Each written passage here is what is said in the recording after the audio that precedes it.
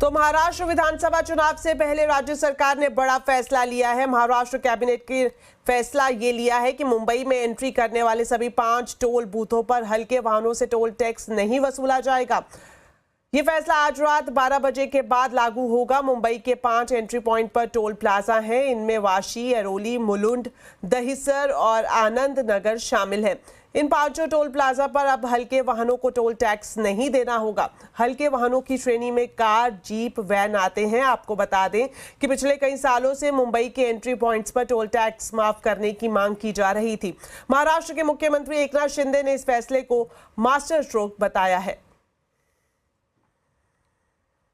हम देने वाली सरकार है, हमारी देना बैंक है, उनकी लेना बैंक है। हम इतना ही कहते हैं कि आज जो टोल माफ़ किया है ये जनता की बहुत पुरानी मांग थी, मेरी भी पहले मांग थी, और इसलिए ये टोल माफ़ी जो हुई है इसमें ये चुनाव में जुमला नहीं, ये पूरे ये चुनाव तक नहीं, ये हमेशा जो निर्णय लिया है वो लागू रहेगा।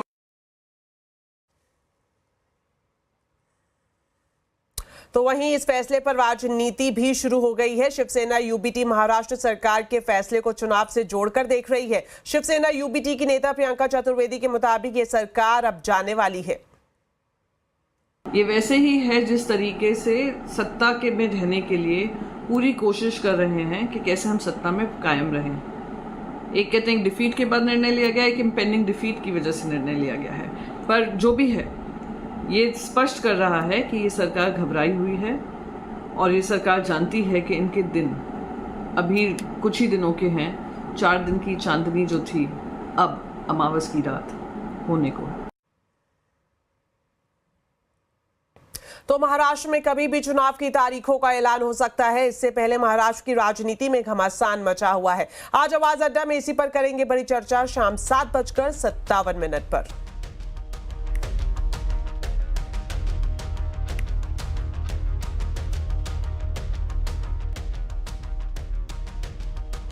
तो आज आधी रात से हल्के वाहनों के लिए मुंबई से जुड़े 5 टोल फ्री होंगे। 5 टोल में कलेक्शन का काम एमईपी इंफ्रा के पास है, लेकिन एमईपी ने कभी भी निवेशकों और सरकार को फायदा नहीं पहुंचाया है। क्या है मुंबई में टोल का खेल और टोल के खेल की इनसाइड स्टोरी बताने के लिए अब हमारे साथ है यतिन मोता। तो यतिन, बताएं क्या है ये टोल का खेल? आज एकनाथ शिंदे सरकार ने महाराष्ट्र में एक अहम डिसीजन लिया है। मुंबई की जो 5 एंट्री पॉइंट्स हैं इन पे टोल नाबूद कर दिया गया है। छोटी गाड़ियों के लिए ये एग्जेम्पशन रहेगा और आज मिडनाइट से ये इफेक्ट में आ जाएगा। इसके पीछे की आपको स्टोरी बताते हैं कि जो मुंबई एंट्री पॉइंट है इसको लेके कंपनी का निर्माण हुआ था कुछ सालों पहले, कुछ दशकों पहले, जिसका नाम था एमईपी इंफ्रा। एमईपी का फुल फॉर्म ही मुंबई एंट्री पॉइंट है और इसीलिए इस कंपनी का नाम एमईपी भी पड़ा।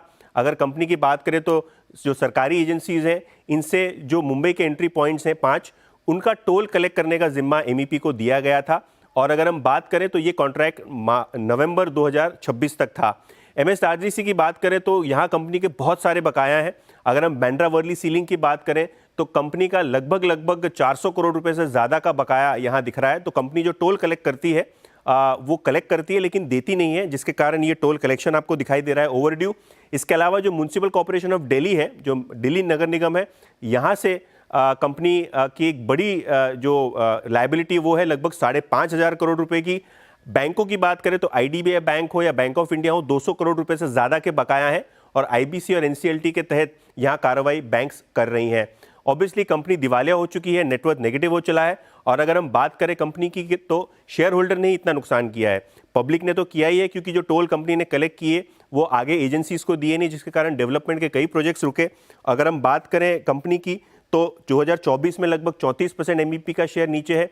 पिछले 5 सालों का सीएजी निकाले तो 31% के सीएजी से कंपनी के शेयर घट रहे हैं, गिर रहे हैं। और अगर हम पिछले 5 वित्त वर्षों की फाइनेंशियल निकालें तो कंपनी ने लॉस ही लॉस किए हैं। 100 से 200 करोड़ रुपए के लॉस हर साल आपको करती हुई एमईपी इंफ्रास्ट्रक्चर की कंपनी दिखाई दी है। अगर हम FY22 की बात करें तो 225 करोड़ का लॉस, और अभी जो latest balance sheet figure available है उसमें लगभग 250 करोड़ का लॉस एमईपी इंफ्रा ने किया है। तो ऑब्वियसली जो पब्लिक है उसने सफ़र किया है, जो शेयर होल्डर हैं इसने भी सफ़र किया है, और कहीं ना कहीं सरकारी एजेंसीज भी एमईपी इंफ्रा के इस टोल कलेक्शन के चक्कर में अभी आपको एक बड़ा इम्पैक्ट करती हुई दिखाई पड़ रही है। शुक्रिया यतिन इस जानकारी के लिए, लेकिन आपके पास आगे लौटेंगे बाजार का अपडेट जानने के लिए। इस बीच आपको बता दें, बाबा सिद्दीकी मर्डर मामले में मुंबई पुलिस ने अब तक 3 लोगों को गिरफ्तार किया है, जबकि 3 आरोपी अभी भी फरार है। पुलिस ने चौथे आरोपी जिशान अख्तर की पहचान कर ली है। पुलिस के हाथ जिशान अख्तर की क्राइम हिस्ट्री भी लगी है, जिसमें उसका असली नाम मोहम्मद यासिन अख्तर बताया गया है। जिशान अख्तर को 2022 में हत्या और डकैती के मामले में पंजाब के जालंधर से गिरफ्तार किया गया था।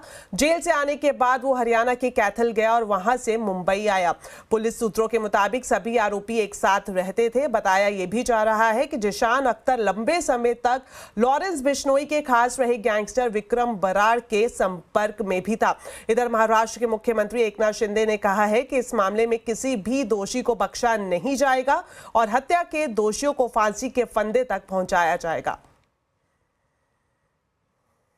ये कानून व्यवस्था बनाए रखने की जिम्मेदारी हमारी है और बाबा सिद्दीकी जिसके ऊपर जिन्होंने हमला किया, हत्या हुई है, एक को भी हम नहीं छोड़ेंगे, सभी को फांसी लगाएंगे। निज्जर हत्याकांड को लेकर जहर उगल रहे कनाडा की ट्रूडो सरकार पर भारत ने कड़ा पलटवार किया है। भारत ने कहा कि ट्रूडो सरकार भारत के खिलाफ जो आरोप लगा रही है वो सरासर गलत है और सिर्फ राजनीति के लिए वो ऐसा कर रहे हैं। भारत ने सभी आरोपों को सिरे से खारिज कर दिया है। खालिस्तानी आतंकवादी हरदीप सिंह निज्जर की हत्या में कनाडा ने इंडियन हाई कमिश्नर और दूसरे डिप्लोमैट्स के हाथ होने का आरोप लगाया था।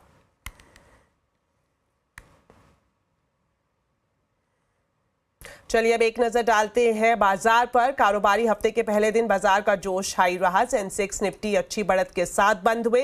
सेंसेक्स 592 पॉइंट चढ़ा तो निफ्टी 164 पॉइंट की तेजी के साथ बंद हुआ। वहीं निफ्टी बैंक में करीब 1.4% तक की बढ़त देखने को मिली। डिटेल्स लेते हैं हमारे सहयोगी यतिन मोता से। तो यतिन, किन शेयर्स में गिरावट और कहां तेजी रही? देखिए, अगर निफ्टी के टॉप गेनर्स की बात करें तो विप्रो, क्योंकि कंपनी एक बोनस इशू कंसिडर करने वाली है, शेयर में काफ़ी अच्छा मोमेंटम देखने को मिला। लगभग 4% की तेज़ी के साथ विप्रो का आज शेयर बंद हुआ। इसके अलावा टेक महिंद्रा जैसे आईटी शेयरों में तेज़ी रही। एचडीएफसी लाइफ और एचडीएफसी बैंक के शेयरों में भी लगभग 2.25% से ज़्यादा की आपने बढ़त देखी। लूजिंग साइड पे ओएनजीसी, मारुति सुजुकी, जो मेटल स्टॉक्स हैं यहाँ टाटा स्टील और बजाज फाइनेंस जैसे काउंटर्स में थोड़ी बहुत सुस्ती रही। हालांकि mid cap and on the market काफ़ी स्टॉक स्पेसिफिक रहा। क्यूआईपी अनाउंसमेंट के बाद आपको ओबेरॉय रियल्टी में 4% की तेज़ी, फेडरल बैंक, कल्याण ज्वेलर्स और बीएससी लिमिटेड जैसे काउंटर्स में काफ़ी शानदार तेज़ी देखने को मिली। फ्लिप साइड पे लूजिंग में आपको दिखाई पड़ेंगे टाटा केमिकल्स जैसे शेयर, जो एफएनओ का टॉप लूजर आज था, लगभग 6.5% का डिक्लाइन। कोलगेट, बंधन बैंक पिछले हफ्ते की रैली के बाद थोड़ी बहुत मुनाफा वसूली और आईजीएल के शेयरों में भी लगभग 4% की मंदी देखने को मिली। शुक्रिया यतिन इस पूरे मार्केट अपडेट के लिए। तो बैंकिंग सेक्टर में वैल्यू के लिए धैर्य रखना जरूरी है, ये कहना है इन्वेस्को म्यूचुअल फंड के सीईओ ताहिर बादशाह का। सीएनबीसी आवाज के साथ खास बातचीत में ताहिर बादशाह ने यह भी कहा कि ब्याज दरें घटने से बैंकों को फायदा होगा। यही एक एज ऑफ नाउ एक ऐसी पॉकेट ऑफ द मार्केट है जहां हम ये कॉन्फिडेंस से कह सकते हैं कि वहां पे चीपनेस है या वैल्यू है। लेकिन ऑब्वियसली ये ऐसी सेगमेंट है जहाँ पे मतलब रिटर्न एक्सपेक्टेशंस आप बहुत ज़्यादा नहीं रख सकते। हालांकि मतलब 12 से 15% की बुक की कंपाउंडिंग ज़रूर हो सकती है यहाँ पे, और कुछ अगर ऐसी कंपनीज है जहाँ पे वैल्यूएशन उनके lower end of the valuation band पे है, या ऐसे कुछ बैंक्स है, तो मुझे लगता है कि वो उधर शायद बुक वैल्यू कंपाउंडिंग से ज़्यादा रिटर्न आपको स्टॉक प्राइस में नज़र आ सकते हैं। हम जानते हैं कि पिछले 1-1.5 साल में ज़्यादा प्रॉब्लम कॉस्ट ऑफ डिपॉजिट्स की रही है। सिस्टम में डिपॉजिट्स की किल्लत रही है और कॉस्ट वहाँ पे ज़्यादा रही है, उस हिसाब से मार्जिन की कंप्रेशन ज़्यादा रही है। तो मुझे लगता है कि द सेकंड फेज जहाँ we start seeing some better liquidity in any case दिख रही है, और कॉस्ट भी अगर कॉस्ट ऑफ फंड्स भी अगर हम मॉडरेट होते हुए देखें तो शायद that can act as a possible positive trigger. साथ ही इन्वेस्को म्यूचुअल फंड के सीईओ ताहिर बादशाह ने आईटी सेक्टर को लेकर निवेश स्ट्रैटेजी भी बताई। ताहिर बादशाह के मुताबिक आईटी सेक्टर में बहुत ज्यादा ग्रोथ की उम्मीद अभी नहीं है। इन जनरल मतलब यहाँ पे ग्रोथ की ट्रेजेक्टरी इतनी ज्यादा लिफ्ट नहीं होगी, वो हमें भी पता है। मतलब वी नो दैट ये अगर 5-7% की ग्रोथ पिछले 1-2 साल रही है, तो शायद ये 5-7% वाला 10-12% हो सकता है। ये 15-20% वाली ग्रोथ स्टोरी इमीडिएटली नहीं बन सकती है।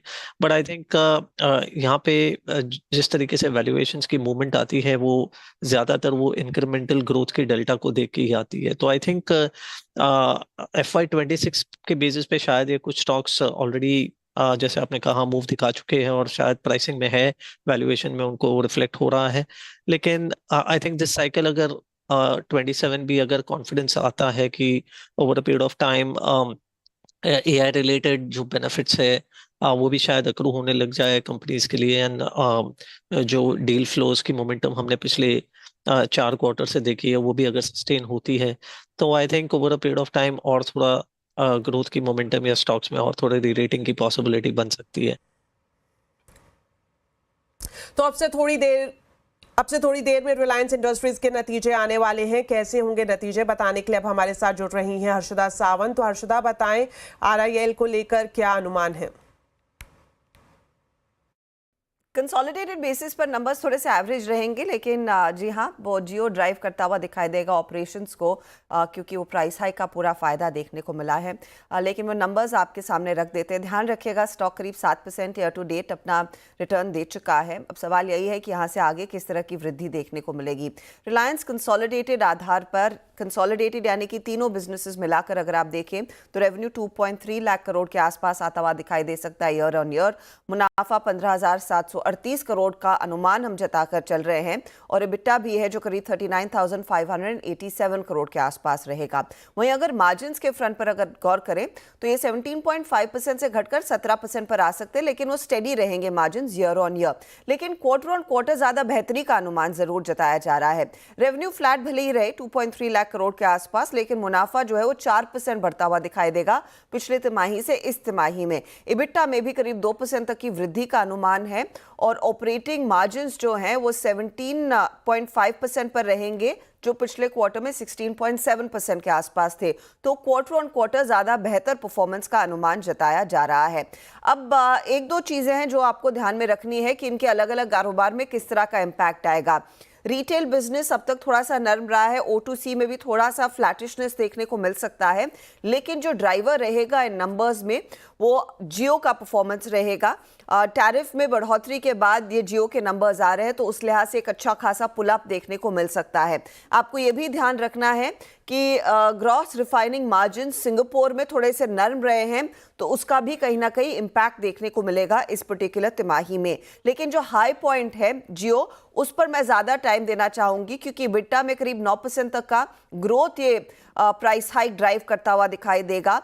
आरपू अगर आप कंपेयर करेंगे क्वार्टर ऑन क्वार्टर आधार पर लगभग 7% का जंप है, यानी कि जो स्टेडी रह रहा था आरपू, एवरेज रेवेन्यू पर यूजर 181 रुपीज 70 पैसे के आसपास, उसमें बढ़कर ये 193-194 की ओर जाता हुआ दिखाई देगा। और ये 200 की ट्रैजेक्टरी में जितना जाएगा उतना बेहतर रहेगा इनफैक्ट कंपनी के लिए, तो वो एक चीज़ है। साथ ही साथ आप ध्यान रखिएगा कि सेकंड क्वार्टर में रिटेल बिजनेस लगभग 5% तक की ग्रोथ दिखा सकता है EBITDA में। O2C बिजनेस में EBITDA थोड़ा सा नरम रह सकता है, क्योंकि रिफाइनिंग और पेटकेम मार्जिन्स में कुछ नरमी देखने को मिल रही है। 2-3 चीजें आपको ध्यान रखनी है कि यहाँ से आगे O2C का आउटलुक कैसा है, साथ ही साथ रिटेल बिजनेस में किस तरह के और नए फुटप्रिंट्स और कितने नए स्टोर्स कंपनी खोलती हुई दिखाई देगी, और फेस्टिव डिमांड के लिए तैयारी क्या है, क्योंकि वही मेरे ख्याल में थर्ड क्वार्टर में एक बहुत बड़ा ड्राइवर रहने वाला है अक्रॉस इंडस्ट्रीज और रिलायंस के लिए भी, क्योंकि रिटेल एक बहुत बड़ा बिजनेस है, उसमें भी ग्रोथ आती हुई दिखाई देगी आउटलुक के लिहाज से। शुक्रिया हर्षदा जी इस पूरी जानकारी के लिए। और आपको बता दें, जो चैनल आप देख रहे हैं वो नेटवर्क 18 का हिस्सा है, और इसका कंट्रोल और ऑनरशिप इंडिपेंडेंट मीडिया ट्रस्ट के पास है, और इसकी सोल बेनिफिशियरी रिलायंस इंडस्ट्रीज है।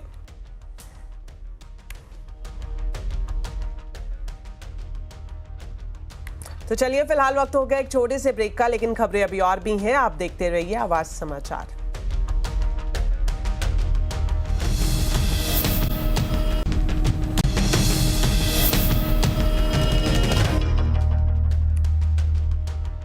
ब्रेक के बाद आपका स्वागत है। भाविश अग्रवाल की ओला पर एक के बाद एक सरकार का डंडा चल रहा है। इलेक्ट्रिक स्कूटर की सर्विस में शिकायतों के बाद अब सेंट्रल कंज्यूमर प्रोटेक्शन अथॉरिटी ने कैब सर्विस को आड़े हाथों लिया है। सीसीपीए ने ओला कैब से रिफंड पॉलिसी को दुरुस्त करने को कहा है। तो इस खबर पर डिटेल्स लेते हैं रोहन सिंह से। तो रोहन, बताएं क्या आदेश दिया है सीसीपीए ने? जी, इससे पहले भी सीसीपीए कई बार ओला को आड़े हाथों ले चुकी है, लेकिन इस बार मामला है रिफंड को लेकर। दरअसल जब आप ओला में ग्रीवेंस सेक्शन में जाते हैं ओला कैब्स में, और अगर आप अपना रिफंड चाहते हैं तो आपके पास सिर्फ एक विकल्प रहता है, वो विकल्प है कूपन कोड का। सीसीपीए ने कहा है कि ये सही नहीं है। ग्राहक जो है उसको विकल्प होना चाहिए, वो कूपन कोड लेना चाहे या फिर वो सीधे जो रिफंड है वो अपने बैंक अकाउंट में चाहे। इसको लेकर क्लियर ऑप्शन लिखना चाहिए ओला कैब्स को, और इसी के लिए ओला कैब्स को ये डायरेक्शन दिया गया है कि वो अपनी रिफंड पॉलिसी को ठीक करे और कंज्यूमर को साफ साफ ये इन्फॉर्मेशन दे कि वो किस तरीके से कूपन का भी इस्तेमाल कर सकता है, और जो अपना अकाउंट डिटेल डालने का जो ऑप्शन है वो भी उसको देने का विकल्प दिया जाए। इसको लेकर सीसीपीए ने कहा है। दूसरी तरफ जब आप ऑटो रिक्शा बुक कराते हैं ओला कैब्स के जरिए, तो उसमें इस वक्त कोई भी बिल या इनवॉइस का ऑप्शन नहीं है। ये साफ तौर पे जो कंज्यूमर प्रोटेक्शन एक्ट है उसका उल्लंघन है, और ओला को ऐप्स को कहा गया है इसे जल्दी से ठीक करें, और जो कंज्यूमर है जो ऑटो रिक्शा भी बुक कराते हैं उन्हें भी बिल दिया जाए। अगर ऐसा नहीं होता है तो फिर कार्रवाई की जाएगी, और ओला कैब्स को एक तय समय सीमा में इन दोनों चीज़ों के बारे में जो है उन्होंने क्या करेक्टिव मेजर्स लिए हैं इसकी जानकारी देने को कहा। शुक्रिया रोहन इस पूरी जानकारी के लिए। तो मेरे साथ इस बुलेटिन में इतना ही, लेकिन जाने से पहले आपको बताते हैं आज के कंज्यूमर अड्डा के टॉपिक के बारे में। ओला इलेक्ट्रिक स्कूटर लेने वाले लोगों की शिकायतों का कैसे होगा निपटारा, जानने के लिए देखिए आज का कंज्यूमर अड्डा शाम 5:57 पर ओला स्कूटर क्यों परेशान कस्टमर।